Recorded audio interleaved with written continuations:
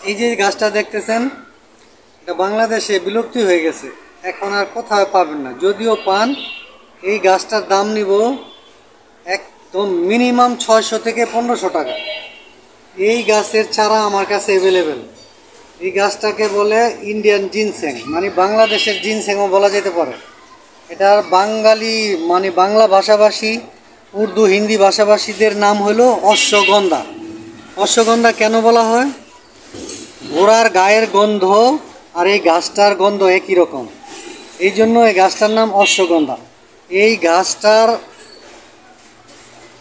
মূল এবং এই পাতা খেলে আপনাদের ছেলে মেয়ে যারা বড় হচ্ছে না তারা খাইলে বড় হবে।